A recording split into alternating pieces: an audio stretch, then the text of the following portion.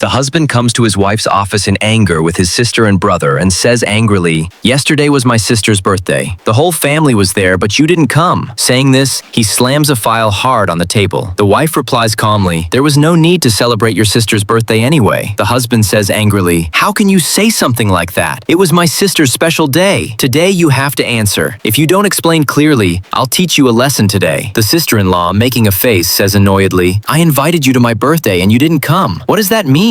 All the relatives, aunts, everyone was sitting at the big table and you didn't even show up. What are your intentions? You embarrassed us on purpose. What are you plotting?" The wife says firmly, "Tell me, what did I plot? Last year, when it was my mother's birthday, I invited all of you. None of you came, and you sat behind talking. Especially you, sister. What did you say about my mother in front of everyone? That she's a village old woman, and there's no point in celebrating her birthday? I heard it myself. Don't deny it." The sister-in-law says angrily, "Oh, stop this nonsense. When did I say that? You're lying. You're making accusations. You have no shame." The wife says confidently, "When you said all that, I recorded it on my phone." Then, showing the phone, she says challengingly, "If you want to hear it, I can play your recording. Or should I send it to all the relatives so they can listen and decide?" The brother-in-law says defensively, "What kind of sister-in-law are you? You record your own family? You're very clever. It looks like you want to create conflict in the family. Even if my sister said something, she didn't mean it that way. She was just worried about unnecessary spending." The husband says harshly, "Have you no shame? Your humanity is gone." The wife says emotionally, "My humanity is gone? For years you've been eating, wearing, and using what I provided. You've drained me. I've always supported you. And you talk about wasteful spending? At your sister's birthday, you spent $100,000 on an expensive feast. And brother, you took a loss in business and I paid off a $5 million debt. Have you forgotten all that?" The husband says dismissively, "You're very narrow-minded. You're bringing up old things. And anyway, you haven't done much for this house." The wife says strongly, "For years, I've worked wholeheartedly for this family,